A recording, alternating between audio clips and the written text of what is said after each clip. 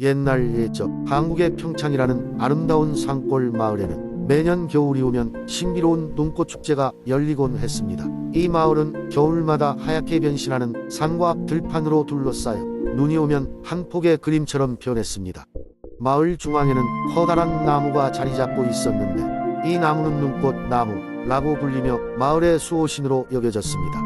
눈꽃 나무는 해마다 첫눈이 내리는 날 하얗고 아름다운 눈꽃을 피워내 마을 사람들에게 겨울의 시작을 알렸습니다.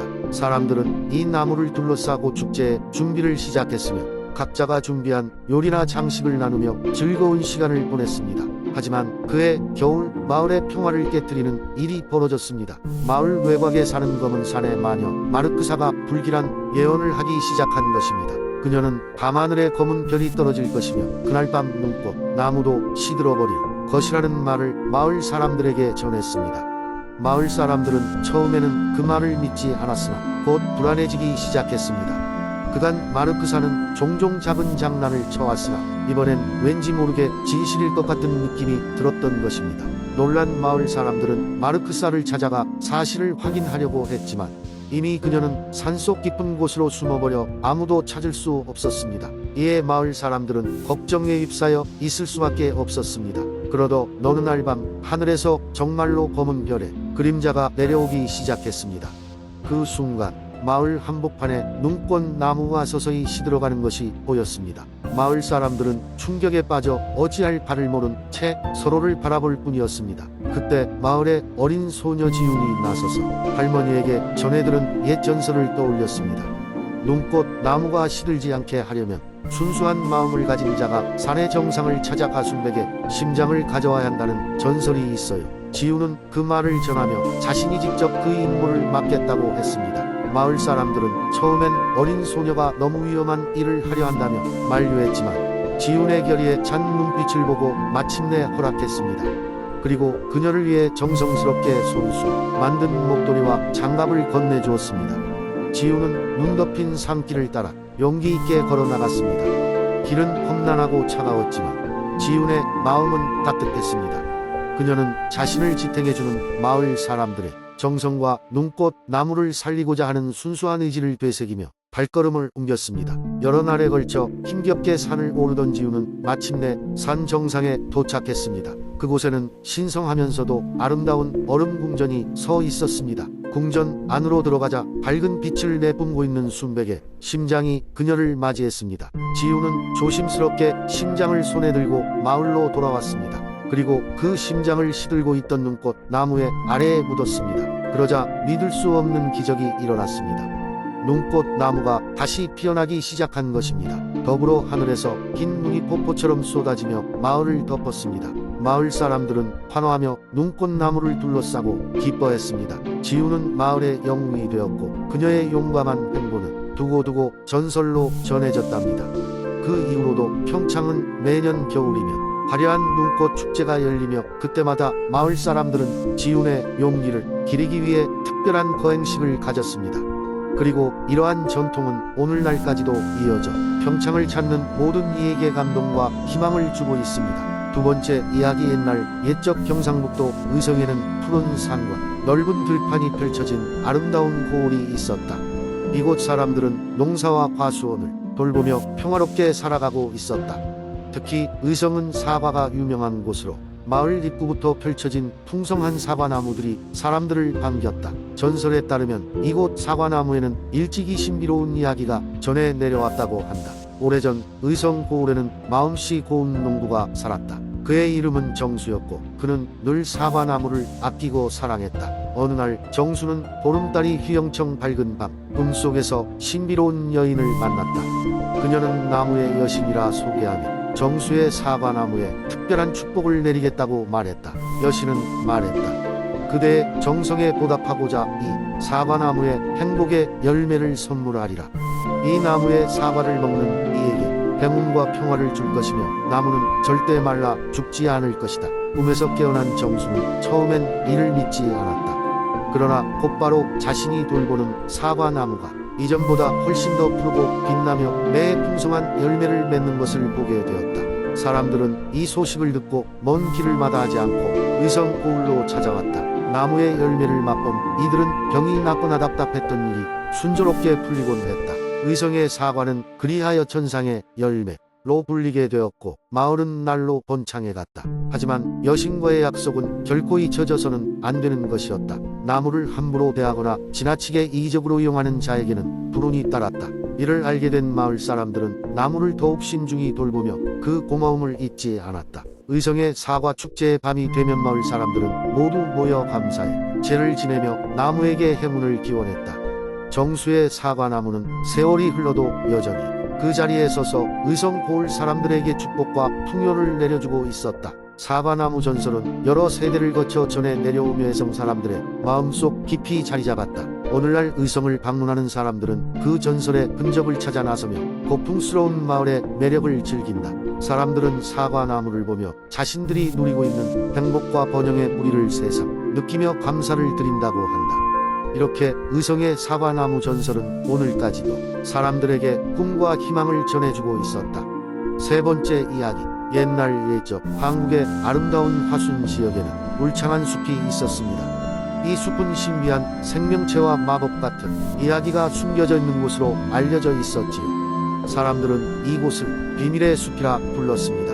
어느 날 용감하고 호기심 많은 소년인 지우는 이 숲에 대해 듣게 되었습니다. 항상 모험을 좋아하던 지우는 숲을 탐험해보기로 결심했습니다. 그의 할아버지는 숲에 관한 많은 전설을 들려주셨고 특히 그 숲의 깊은 곳에 있는 황금나무 이야기를 강조하셨습니다. 황금나무는 모든 소원을 이루어주는 힘을 지녔다고 했죠. 지우는 자신의 작은 배낭을 꾸리고 탐험을 떠났습니다. 숲속의 길은 처음에는 분명해서 걷기 쉬웠지만 점점 더 깊이 들어갈수록 길은 사라지고 낯선 소리와 그림자들이 그를 둘러쌌습니다. 그러나 지훈의 호기심은 그의 두려움을 능가했고 그는 계속해서 앞으로 나아갔습니다. 얼마 후 그는 작은 계곡을 지나치다가 거대한 오크나무에 앉아있는 작은 요정을 보았습니다. 요정은 지훈에게 다가와 말했습니다. 이 숲에는 수많은 위험과 도전이 기다리고 있어. 하지만 너처럼 진정한 마음가짐을 가진 사람만이 끝에 도달할 수 있단다. 지훈은 요정에게 감사의 인사를 전하고 조언을 가슴에 새겼습니다. 그렇게 걸음을 계속하던 중 지훈은 일련의 퍼즐과 시련을 만나게 됩니다. 첫 번째는 수수께끼를 푸는 것이었습니다.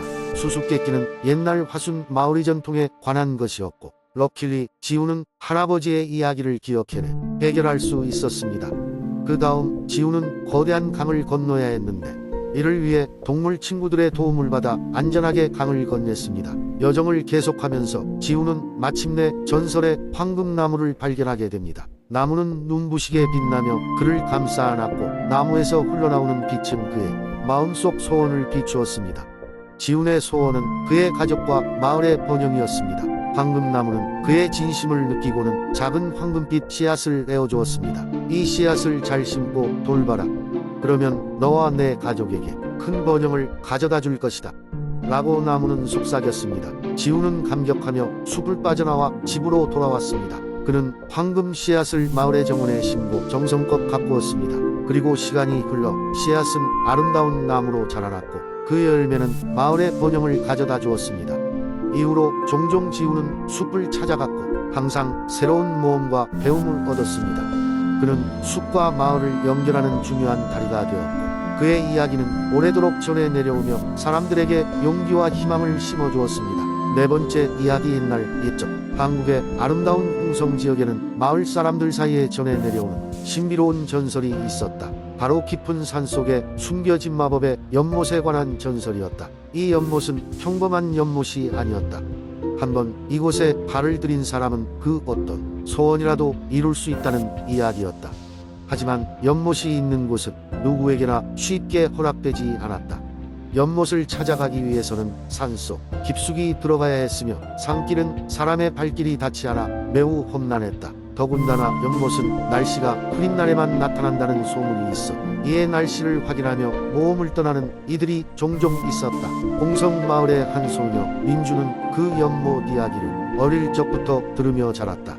어느 날 그녀는 진심으로 이룰 수 있는 소원을 위해 연못을 찾아가기로 결심하였다. 민주가 바라던 것은 그녀의 병약한 어머니가 다시 건강해지는 것이었다. 이 소원 하나가 민주의 마음을 가득 채웠다. 민주는 여행을 떠나기 전 사내 경험이 풍부한 할아버지에게 조언을 구했다. 할아버지는 연못이 있는 길에 대해 알지는 못했지만 그 여정에서 마음가짐이 중요하다는 것을 강조했다. 그리고 정말로 원하는 소원이 마음에 가득할 때 자연히 연못의 길이 열릴 것이라고 말했다. 드디어 흐린 날이 찾아오자 민주는 배낭을 메고 여행길에 나섰다. 길은 할아버지가 말한 대로 험난했다. 갑자기 길을 막는 가시덤불, 발목을 잡는 바위들이 속속 나타났다. 하지만 그럴 때마다 민주는 마음속의 목표를 되새기며 한 걸음씩 전진했다. 어느덧 해가 뉘엿뉘엿질 무렵 민주는 희미한 빛을 발견했다. 그것은 연못에서 반사된 빛이었다. 민주는 자신의 눈을 믿을 수 없었다. 그녀가 드디어 전설의 연못에 도착했던 것이다. 연못은 주변의 모든 것과 대조적으로 신비로운 푸른 빛을 발하고 있었다. 고요한 연못을 향해 다가가자 민주는 눈을 감고 진심 어린 소원을 빌었다. 바로 어머니의 건강을 되찾게 해달라는 소원이었다. 그 순간 연못이 더욱 밝게 빛났고 민주는 왠지 모를 안정감에 휩싸였다. 그날 이후 민주의 어머니는 급속히 건강을 회복하기 시작했다. 마을 사람들은 연못의 이야기가 단순한 전설이 아닌 진실임을 깨닫고 그 연못을 더욱 소중히 여겼다. 하지만 아무도 그 연못의 자리를 찾지 못했다. 민주는 자신의 이야기를 결코 누구에게도 말하지 않았지만 마음속으로는 그 연못이 단순히 소원만을 이뤄주는 것이 아니라 진실된 마음과 간절한 희망을 담은 소원만을 들어주는 성스러운 곳임을 깨달았다. 그렇게 그녀는 홍성의 전설적 연못의 비밀을 가슴 속에 간직하며 행복하게 살았다.